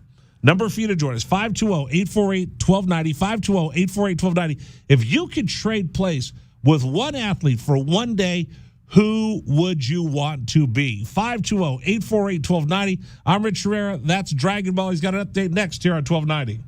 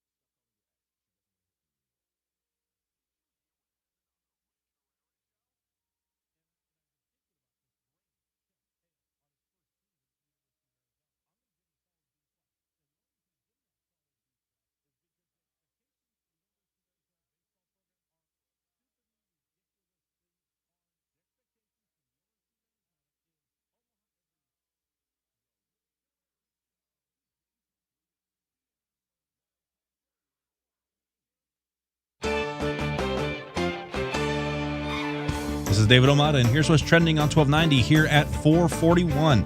University of Arizona is set to host another collection of recruits this weekend, including 2023 three-star offensive tackle from California, Kali Tafai, as he says that this will be his official visit to campus. Cardinals head coach Cliff Kingsbury says the team would love to get an extension done for recently traded wideout Marquise Brown after they got him from the Ravens earlier this offseason. One of the most recognizable stadiums in the world will not hold a World Cup game in 2026 as the Rose Bowl was not selected as a host site for the event in 2026. While he has yet to get a new deal done, the Ravens quarterback Lamar Jackson says he still expects to play his entire career out with the Baltimore Ravens. And that's what's trending locally and nationally on 1290. Still more to come on the Rich Herrera Show. This is Wildcats Radio 1290.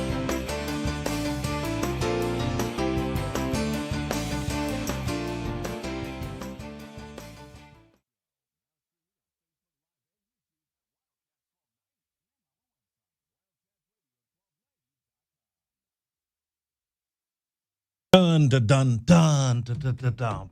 Bum bum bum bum. Rich Herrera Radio Show with you. Thanks for joining us, everybody. Thanks to everybody joining us on YouTube, Facebook, Twitch, WildcatsRadio1290.com, Alexa, iHeart app, TuneIn, and the Wildcats Radio 1290 app. Did I get everything? I feel like we're probably missing two, but that's because we're growing. It seems like a new way to listen to us every single day. Oh, or you can go to Nanny's house and watch on YouTube with her. Well, she would have to clean the house first, and she doesn't like it when you do a surprise visit. Oh, are you trying to say that your grandmother is not? No, she's a clean freak. Tidy? No, she's a clean freak, and she always thinks that there's something. Oh, so wrong with she's gonna do extra cleaning if I go over to her house. She does extra cleaning anytime anybody comes over to her place. It's just that she never thinks her house is clean enough. We still have tubs in the living room. If your grandmother came over to the house and saw my shoes and wait a minute, we had tubs in the living room. Did you not have those tubs still sitting in the house in February? No, they're different tubs.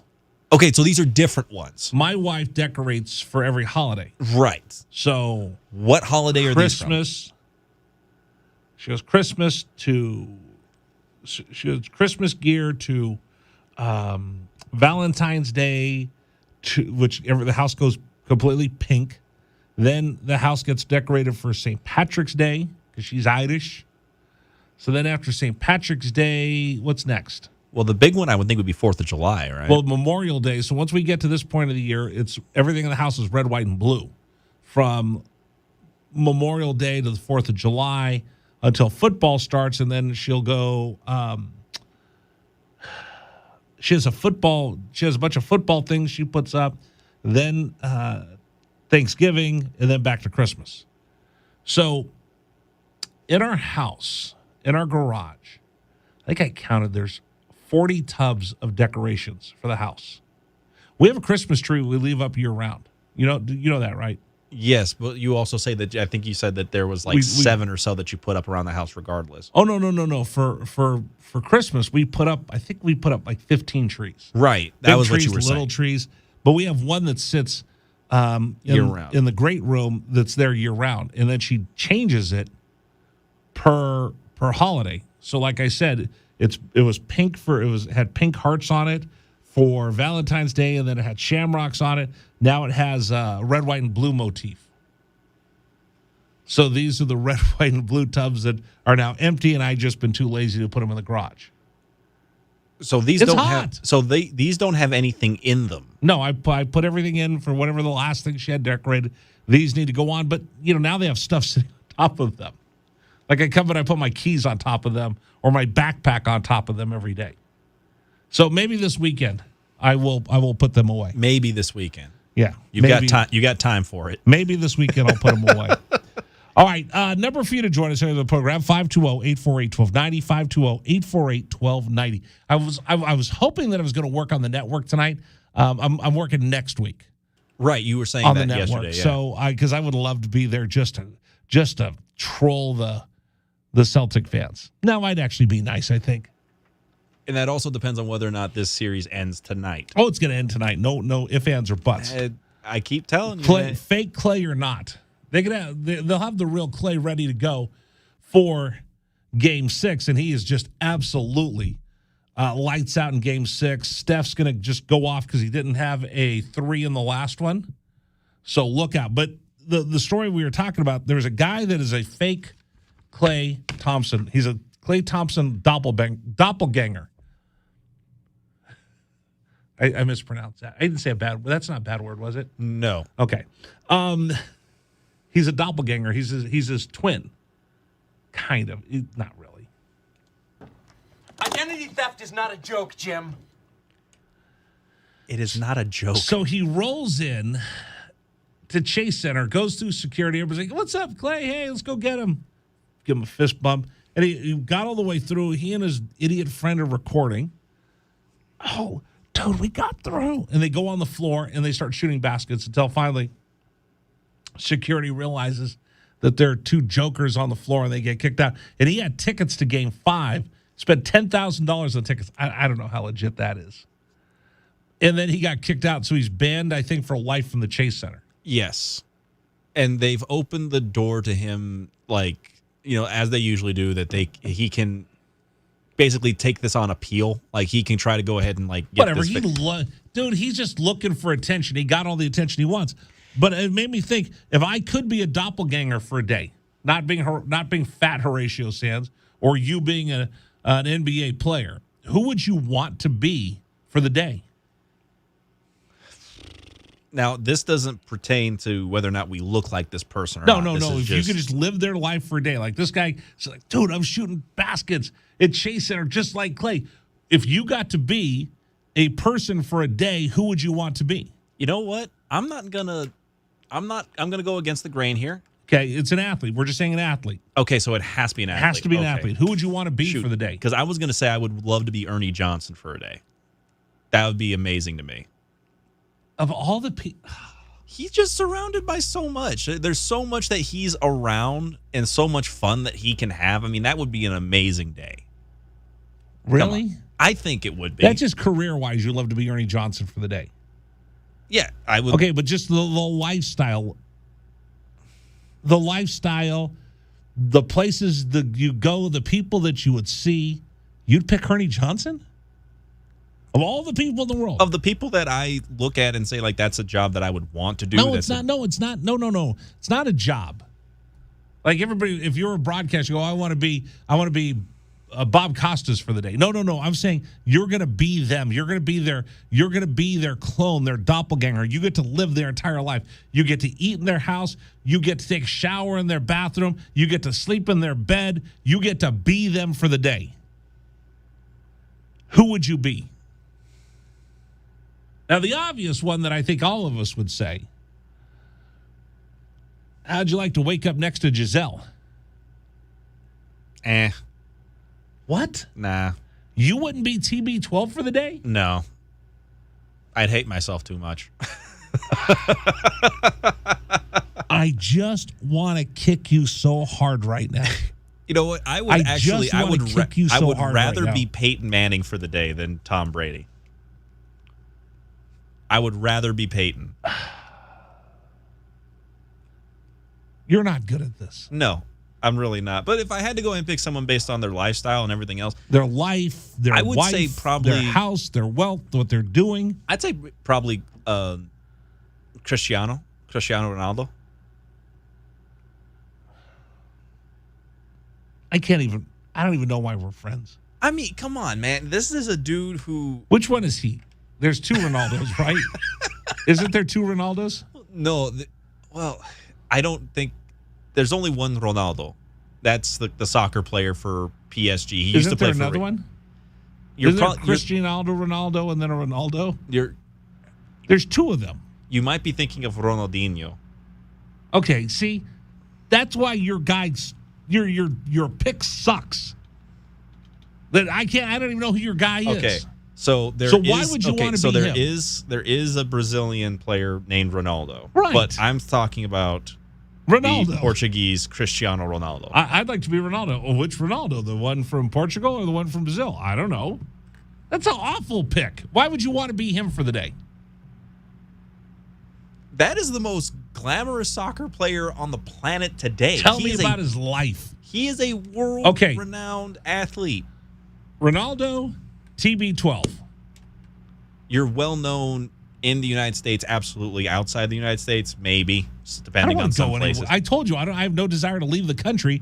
If I want to see anything that looks like a foreign soil, I go to Epcot or I go to Vegas. I can take care of everything. I want to see the Eiffel Tower. They got one in Vegas. If I'm Cristiano Ronaldo's doppelganger for a day, I can go to Spain and be recognized. I can go to Paris and be recognized. I can be going to Portugal to be recognized. I can go to all these places because I could, and I can enjoy all these places. Tom Brady could go to all these places too.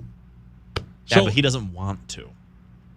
No, he doesn't have to. All right, so what else about this Ronaldo? The at real Ronaldo, because then there's the at fake Ronaldo. Why else would you pick him? Again, does he have a beautiful wife? Yes. Supermodel wife? Pretty sure, yes. You don't know that, do you? I got a known commodity in Giselle. Georgina Rodriguez. Giselle Bundchen. What, you don't like Giselle? No. What is wrong with you? I don't know. She's such a iconic supermodel. She was in the Olympic opening games. I just don't like Giselle. Because she's married to Tom Brady. Well, no, not even that. I just didn't find her. I don't find her all that attractive. Wow.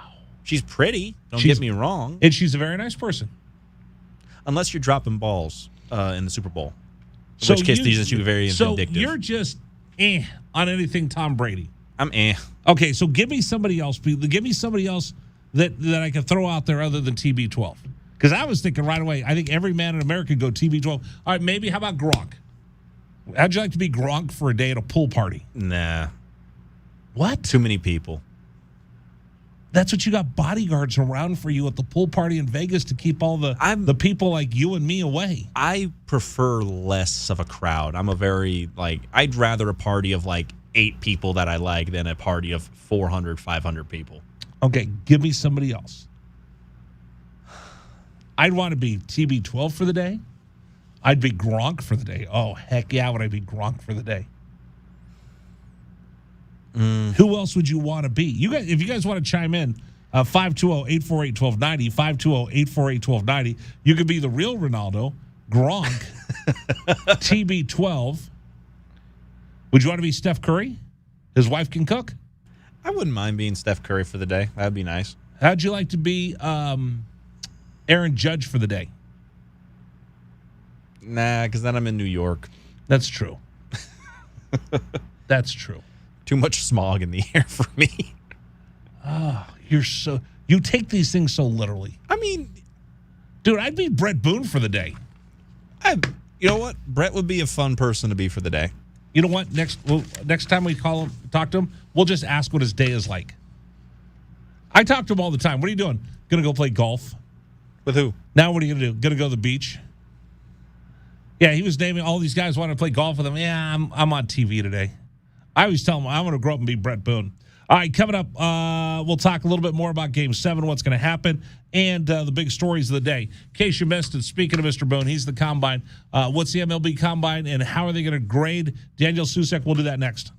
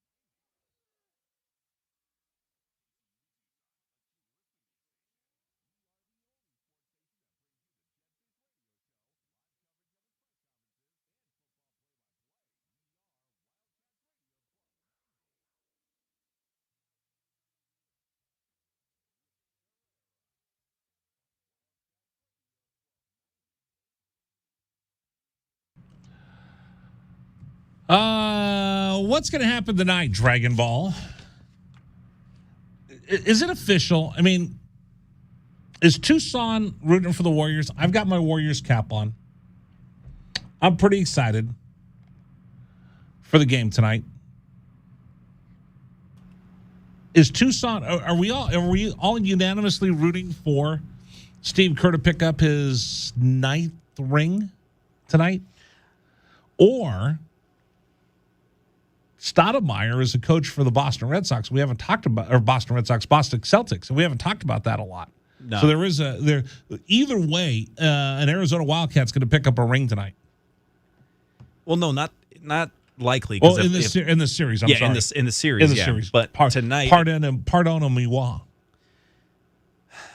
It's hard to say because again, I know that we've got Steph Curry is notoriously known for bouncing back from bad shooting performances. I know that Klay Thompson is a notorious Game 6 dominator, and I know that Draymond doesn't usually play this badly for this long of a stretch of time. So everything seems to be lining up to the Warriors having the perfect storm going into this, but there's something about the leprechaun, man. You always got to think there's it's not the same. It's not the old Boston Garden. It's the TD Garden. It's not the old Boston Garden. This is true. But do you know what the leprechaun really was? What a lot of people say. They had a circus in the garden once, and there was a primate that got away. And they're always talking about this, little things would lights would go off or things would happen inside the garden, and they go, I wonder if it's a ghost. I wonder if it's the ghost of Boston Garden. And when they were moving out, they actually found the skeletal remains of a monkey. So all the gremlins that they thought they had at Boston Garden might have been a monkey that had lived up in the rafters, hiding away from everybody for years inside Boston Garden. So that might have been the ghost of Boston Garden. You know what?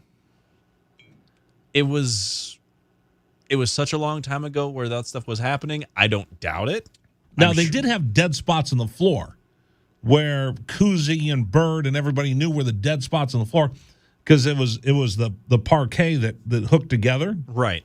And there were dead spots on the floor where the ball would bounce funny, and Boston always had an advantage with the dead spots on the floor. But they don't have that anymore. It's now a legitimate floor compared to the Boston Garden of back in the 50s, 60s, 70s, and 80s. But tonight, listen, Steve Kerr is the best coach in the NBA.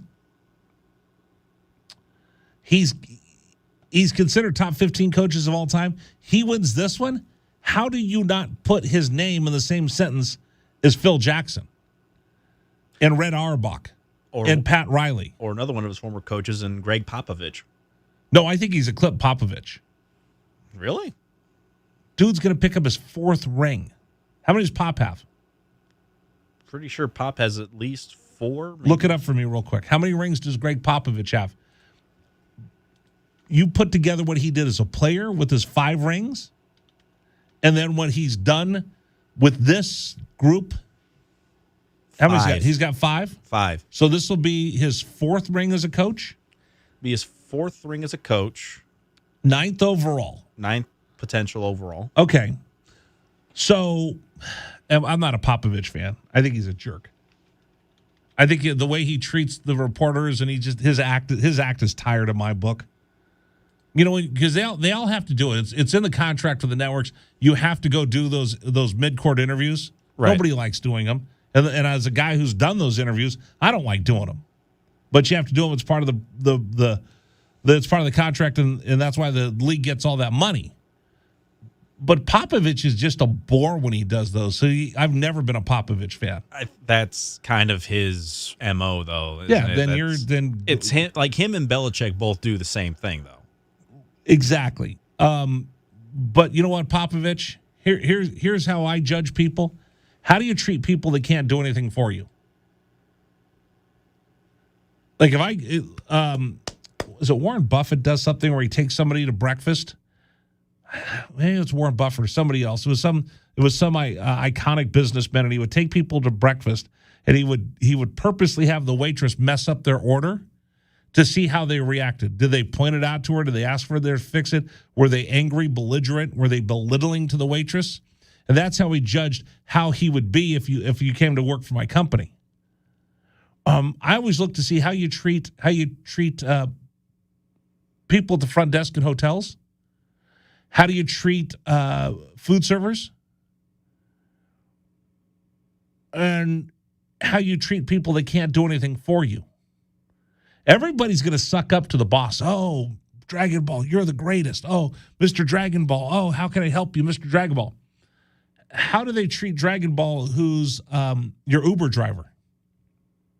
That's how you see somebody's true character. You see some of these videos of Uber drivers where people just act like complete horses, you-know-whats, and treated them like dirt. I told you I drove Uber for a little bit, right? Yes, you did. One of my stations I was working at in Florida got sold, and I was left without a job, and it took me a while to find my next gig.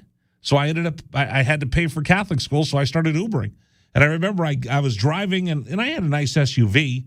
People are like, wow, why are you driving this? I'm like, this is my car. And I remember picking somebody up once, and I could tell right away from his attitude he was a jerk. But we start getting in the car, and he's saying stuff that are just completely inappropriate. But that wasn't why he was a jerk. He looked at me and he goes, "How old are you?" And I said, why are you asking? He goes, "Why are you driving an Uber? You're old. You're like an adult. You probably have kids." I said, "Yes, I do." And he goes, "What kind of loser are you that you have to drive an Uber at your age?" He goes, "I'm wealthy. I'd never drive an Uber." What a loser you are that, what are you, 50 years old and you're driving an Uber? What a loser. I'm like, you know what? I thought you were a jerk, and you are a jerk. That's how you could tell whether people, he was drunk. He was hammered. But if that's because you really see people at their best and their worst when the filter comes off and the guard comes down and you don't think anybody's around. So when I see Popovich and I see him, standing there being so belligerent or belittling to a reporter because the reporter can't do anything for Popovich, but Popovich gets to be a bully in front of the reporter and look like and just belittle that person trying to do their job. To me, that's no bueno. And you've seen it. You were a host, right? You were a host at Chili's. Yep. You saw how some people were very nice. Some people, like, I'll go to dinner, and maybe it's because I was a waiter. I will ask the server, "What's your name?"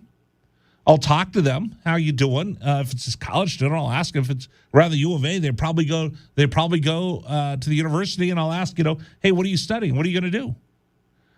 Just to be friendly, be nice.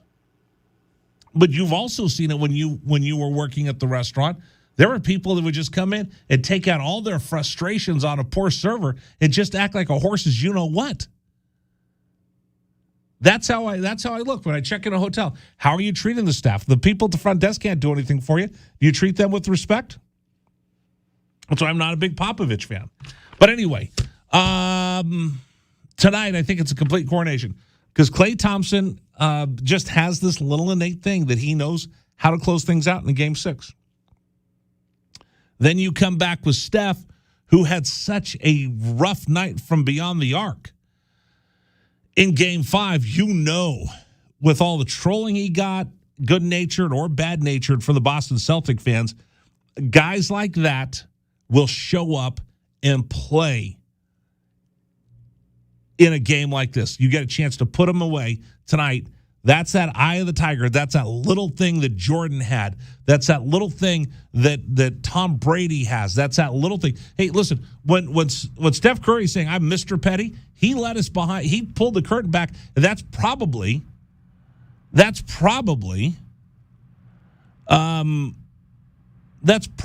the most candid that he's ever been. Because he if you're that great, Dragon Ball, You've got to find extra things to motivate you. How do you stay hungry if you've already won 3 titles? Because you've got everybody in here, Dragon Ball, you're the best. Dragon Ball, we love you. Dragon Ball, you're so good. It's hard to stay hungry like that. So for Steph Curry, he goes, yeah, I'm petty. All the little things, all the little digs, he takes those, I'm going to show you. And that's the heart of a champion, that they look for little challenges. Could you imagine if you're Steph Curry, how do you motivate yourself to get up and work out during the offseason? How do you motivate yourself to go out and run and lift and do everything? You've already accomplished everything. You've got more money in the bank than you know what to do with. You've already won MVPs. You've got a whole room full of trophies. How do you keep pushing yourself to stay hungry and keep going? You got to find little things to keep you going. And that's what the great ones do.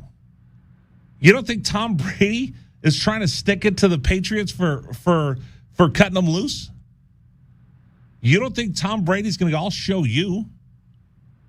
When he retired and he's sitting there for the 40 days, you don't think Tom Brady heard all the trash talking about him and said, old man, hold my Metamucil. I'm going to come back and win another ring. You don't think that motivates Tom Brady to come back and play again?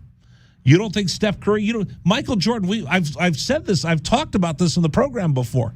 Michael Jordan might have been the pettiest person of all time. Little things. Little things that he was petty about. And I took it personally. And he took it personally, and that's what he needed when you're that great. You need little things to drive you, to make it personal, to make you work harder. Because hubris and all the hangers-on that stand there and tell you who your friends are the ones that are going to be the guys that are holding on to your coattails and telling you how wonderful you are. Oh, my gosh, Michael Jordan, you're great. You got shoes up. All those people that are holding on to your coattails, you know what they're really doing? They're dragging you down. They're dragging you down. So that's why tonight I think this is Steph Curry's night to come out and just get after it. And by the way, I do want to comment on this one thing. Brian Windhorst is a windbag. Did you hear Brian Windhorst saying that? Listen, I like Brian Windhorst just because fat guys on TV, it gives me hope. But other than that, Windhorst, he called the Warriors win a checkbook win, like they went out and bought their team. They have the highest payroll because they've kept everybody. Isn't that what fans want to see? Yeah, I was going to say, what? I invested in Clay, and I hung with him even through his injuries. I invested in Draymond. I invested in Clay. I found Wiggins off the scrap heap, right? He'd been bouncing around quite a bit. He'd been bouncing around, hadn't found a home. Yeah, he had that super contract that nobody else was willing to take on. The Warriors did. So that's pretty hefty money. But it wasn't like they're going out and buying KD or buying LeBron or buying Russell Westbrook. They went out and found a guy who had a max contract nobody wanted. They thought, you know what, he's going to fit in here, and he has. It's not a dream. It's not a super team put together where everybody's maxing out. So when Windhorst calls it a checkbook win, and then he got called out, he went on radio in San Francisco, one of our sister stations. He goes, "Well, I meant it as a compliment." No, you didn't.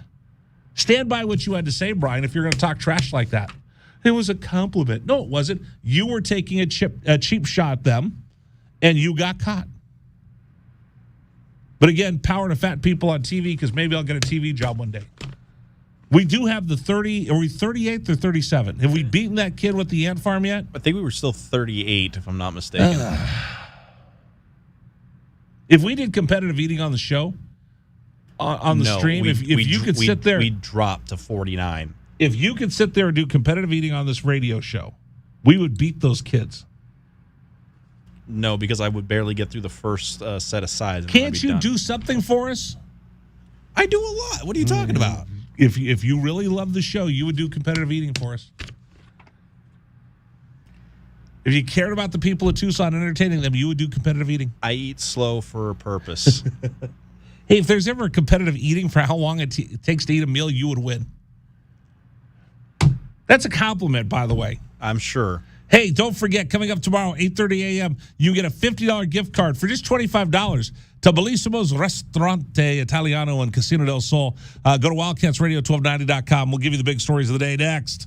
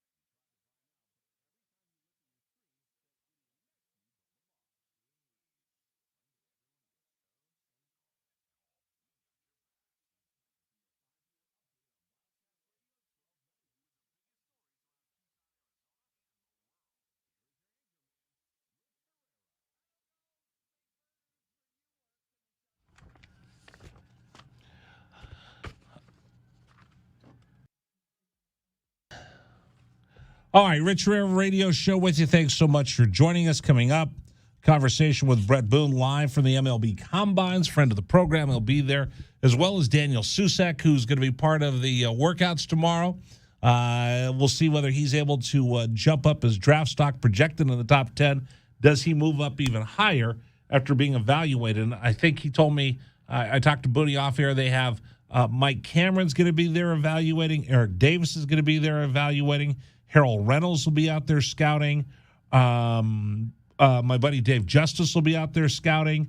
And Brett will be out there scouting. So as they go through, they're going to have all these MLB players and scouts watching their every move, evaluating their swing.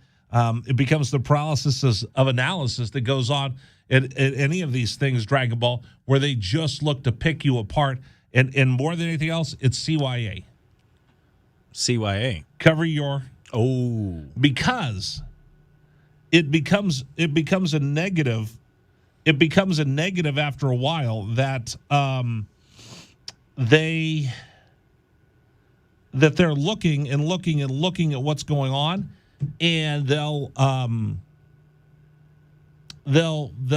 want to cover their rear end, because if I pick you and I find out there's something that's not right, then I'm going to be busted.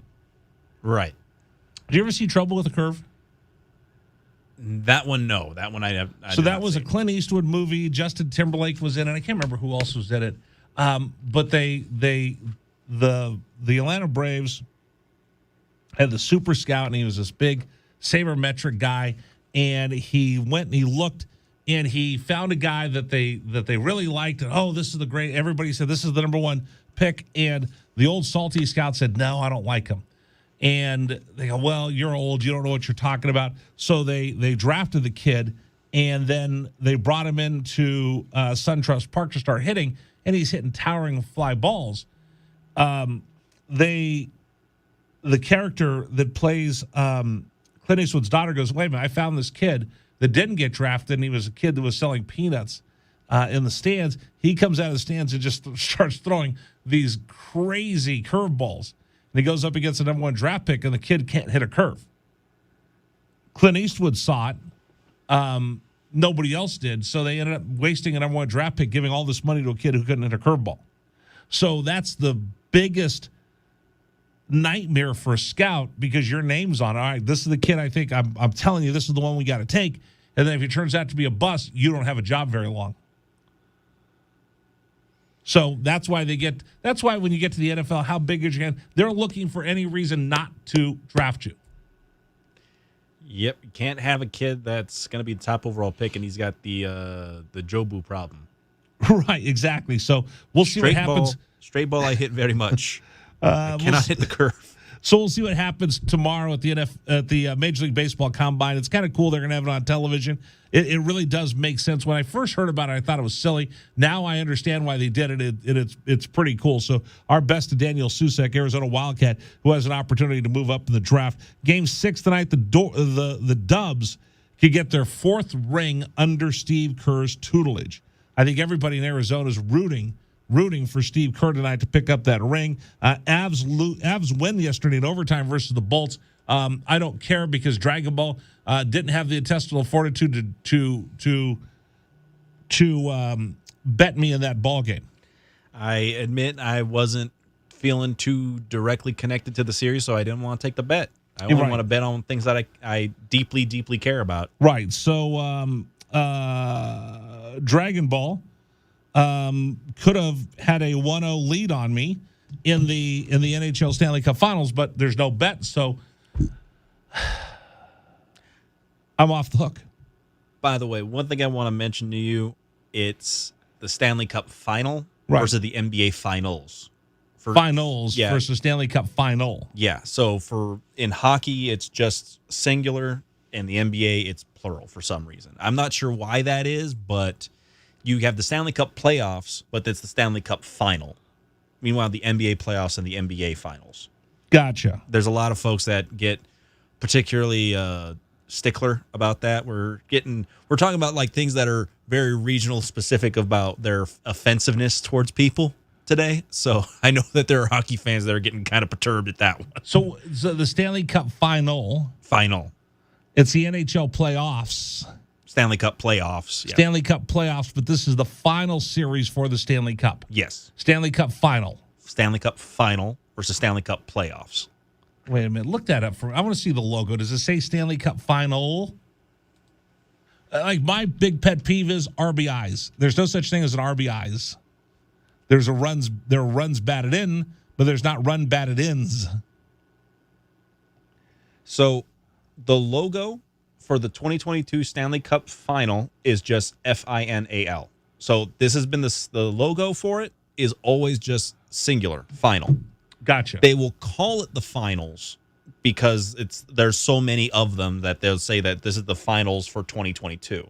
But the logo is just FINAL. Okay. So the Lightning are looking for their third in a row. They lose the first game on the road to Colorado. In a very entertaining great game. So anyway, those are all the things that the big stories of the day. Did I miss anything? Arizona keeps picking up more commits out of California. Yeah, they got more visitors coming in. I've got another one that I just saw that he's announcing his official visit will be starting tomorrow. But there was also something that you weren't able to touch on in the intro today. What is it about Charlie Sheen with the karma? You weren't able to get to this. For 2 days I've been trying to get to this story. I don't know if I want to leave this. All right, I'll tell you. So Charlie Sheen, just a train wreck, right? Right. I think it was one of his roasters. It might have been 2.5 Men. He said one day, I'm going to get punished. Karma's going to punish me by giving me a daughter. Oh, no. So Charlie Sheen, Denise Richards have a daughter. She was fighting with her mother. She went to go live with Charlie. She made back up with her mother. She's 18 years old. And of all the havoc and chaos that Charlie Sheen has caused people around him, right, karma's real. Because his 18-year-old daughter just went on Fans Only. Oh, no. Oh, I don't listen. I it's somebody's family, but I'm just like, Charlie Sheen. Of all the crazy stuff and the wild stuff and the nutty stuff you've done, it's just karma coming up and biting you. I hope his daughter's great. I hope she has a great life. But I just saw that and I'm like, man, just talk about biting you back after everything you've done in your life. You want better for your kids. And again, I'm all about being a dad. I just saw that story. It's like, oh. That just proves karma could be, you be the best person you could be. That's brutal. And the only reason why I also thought about it is I was still thinking about how we were talking about John Cryer earlier in the week. No, I wasn't going to bring that up. Oh, no. I'm past the whole Ducky thing. Right, no. But although he dressed there were some cool threads, I think. Right. Well, we were also talking about the actors that we potentially are doppelgangers for, and like I said, based on what you showed me yesterday of John Cryer with the bald head and the beard, I kind of looked a little bit like doppelganger. Your doppelganger is a NBA player. Yes, Evan Fournier. All right. Are we done? Are we done for the day? Yeah, I think we are. I think we're getting close there. Coming up, we're going to have our Wildcat replay. We'll sit down with Brett Boone. That's next here at 1290.